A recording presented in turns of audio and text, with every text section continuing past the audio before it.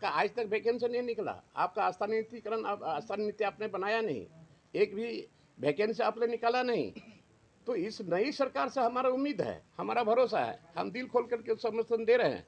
लेकिन अगर ये नहीं करे तो फिर बाद में देखा जाएगा। हम तो आंदोलन करेंगे और हमारा मांग इस बीजेपी के लोग कह रहे हैं कि सरकार को बहुमत नहीं है, फ्लोर पर गिर जाएगी, विधायकों की संख्या नहीं। देखिए, वो तो फ्लोर पर साबित होना ही है। आप देखिए, कल ही था, कल आप देख लीजिए फ्लोर पर साबित होगा या नहीं होगा।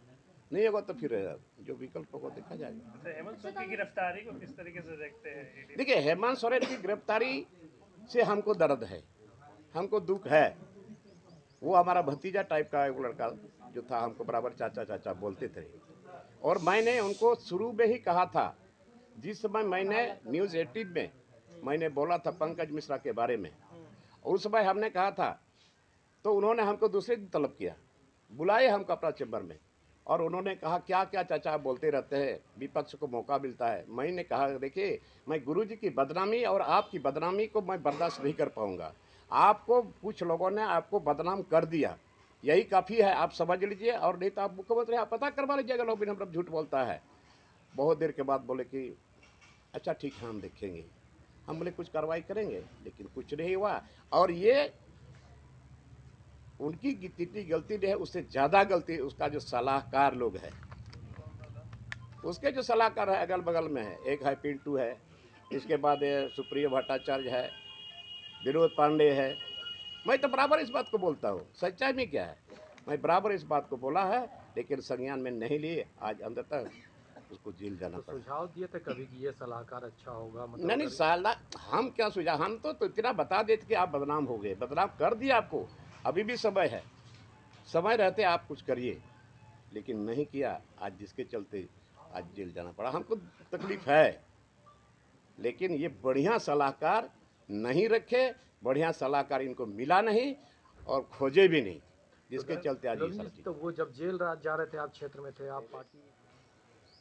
मैं ये कहना चाहूँगा आप लोगों के माध्यम से, अभी जो माननीय मुख्यमंत्री चंपई सोरेन जी ने जो शपथ लिया है,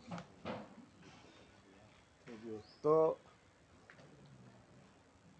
मैं खुश हूँ और मैं तहे दिल से इनको मैं समर्थन दे रहा हूँ, दूंगा कल। लेकिन इस नई सरकार में मेरा कुछ ऐसा मुद्दा है जो हम शुरू से यहाँ सदन के अंदर बोलते रहे। सबसे पहले तो ये झारखंड सरकार, पूर्व मुख्यमंत्री माननीय हेमंत सोरेन के द्वारा जो छत्तीसगढ़ का शराब मॉडल, शराब बेचने का काम इन्होंने शुरू किया, और उस दिन मैंने विधानसभा के अंदर में इसका विरोध किया था गुरुजी के सम्मान में। और सदन से बाहर भी हमने इस बात को रखा कि हमारे माननीय गुरुजी सारे मजहब के लोगों को हर जगह नसीहत देते रहे हैं कि शराब से थोड़ा दूर रहा करो, लेकिन ये सरकार ने नहीं माना। और आज मैं इस नई सरकार में, माननीय चंपई सोरेन जी की सरकार में, मैं इनसे भी आग्रह करता हूँ, ये मेरा एक मुद्दा है कि आप जितना जल्द हो यहाँ शराब बिक्री नहीं हो, नशाबंदी इसको लागू करें। पहला ये है।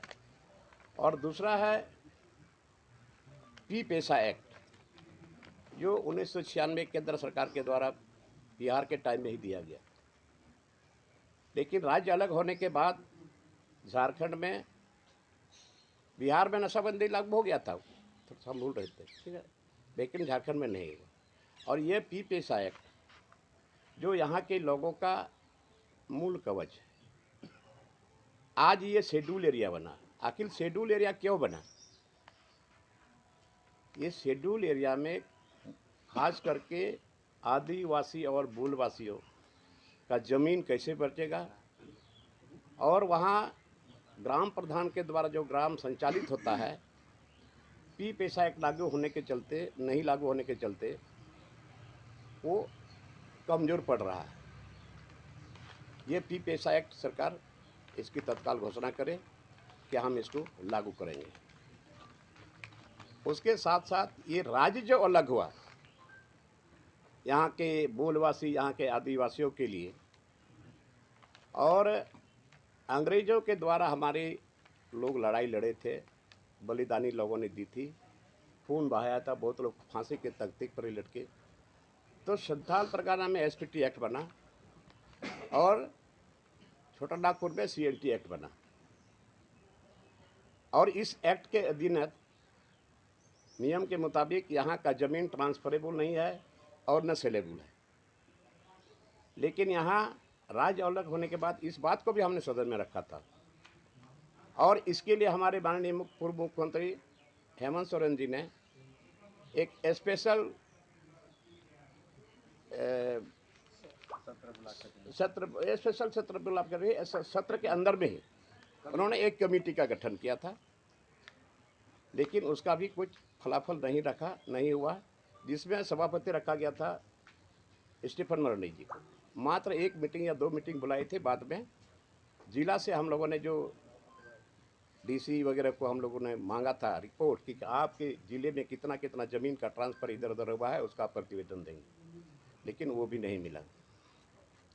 तो आज वहाँ एसपीटी एक्ट भी लागू नहीं है और सीएनटी एक्ट भी लागू नहीं है। जब बना बनाया हुआ एक्ट है, हमारे लोगों के खून के बदौलत लिखा गया था कि यहाँ पर सीएनटी एक्ट है, वहाँ एसपीटी एक्ट है, तो इसको ताक में रख करके यहाँ जमीन का अधिग्रहण धड़ल्ले से चल रहा है। विनय चौबे फिर से आए हैं प्रधान सचिव। आप वो उनका काम है, वो मेरा काम नहीं है। अच्छा दादा ये बताइए, मंत्रिमंडल में कुछ फेरबदल चाहते हैं या ठीक है? देखिए उनका काम है। नहीं, आपकी चाहत होगी ना, आप विधायक हैं, सलाह वो दीजिए। अपना चुन के ले, बढ़िया आदमी को ले, चलाए बढ़िया से। ठीक जो है वो ठीक नहीं है, है? जो है वो है क्या है ना, वो उसका तर्जुमा करेंगे ना। लोबिन हेम्ब्रम मंत्री बनना चाहते हैं? नहीं हाँ? नहीं नहीं चाहते। नहीं, क्या आप क्या चाहते हैं? चर्चा आई कि लोबिन हेम्ब्रम कहने संथाल से किसी को क्यों नहीं? वो हम विचारेंगे ना, लेकिन इच्छा नहीं है। आपका इच्छा नहीं? अभी कुछ हुआ ही नहीं यार, कोई घोषणा हुआ ही नहीं है। कौन सा पोर्टफोलियो और उसका आपको लालच नहीं है। बात को इधर मत ले जाइए पंडित जी।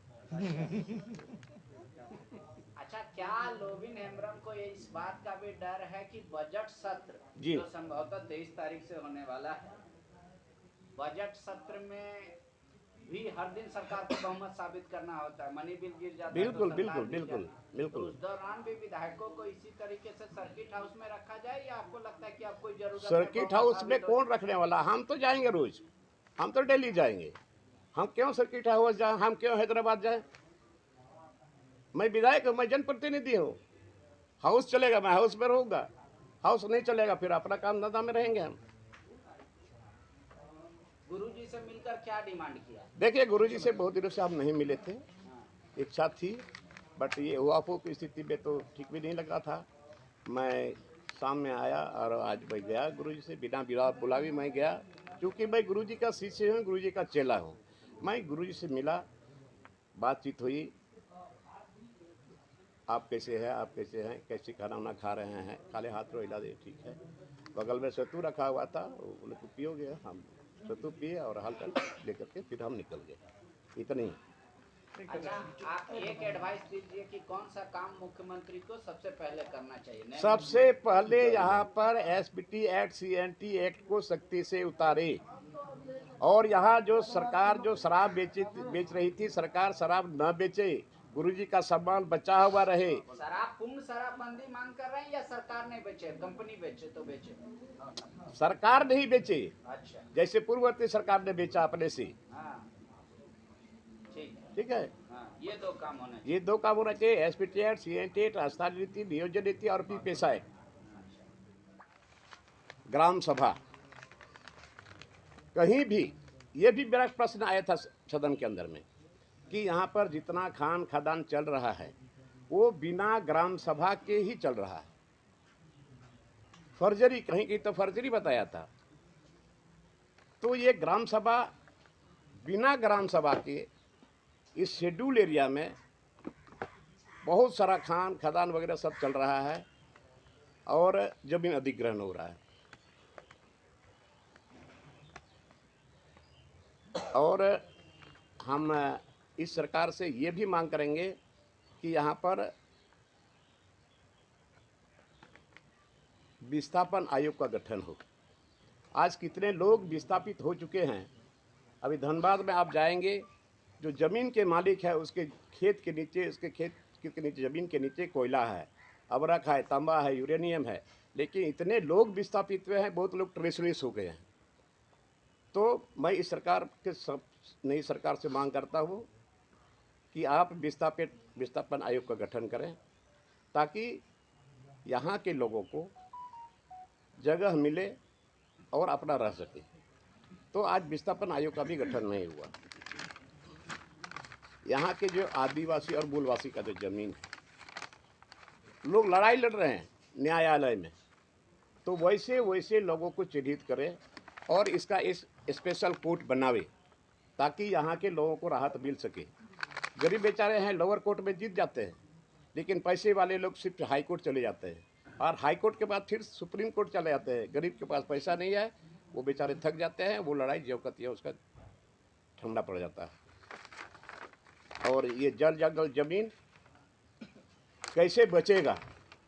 आज जंगल लुट रहा है, नदी नाला लुटा रहा है, बर्बाद हो गया सब जगह। ये सरकार से हम मांग करेंगे, इस मुद्दों को आप यथाशीघ्र लागू करिए और नहीं तो ये मेरा आंदोलन जारी रहेगा। सीधी सी बात, मैं समर्थन दे रहा हूँ, समर्थन दूंगा, आपके साथ मैं रहूँगा, लेकिन ये जो मुद्दा मेरा है आप इसको यथाशीघ्र लागू करिए, नहीं तो फिर हम अपना रास्ता अलग खोजेंगे। चंपई जी से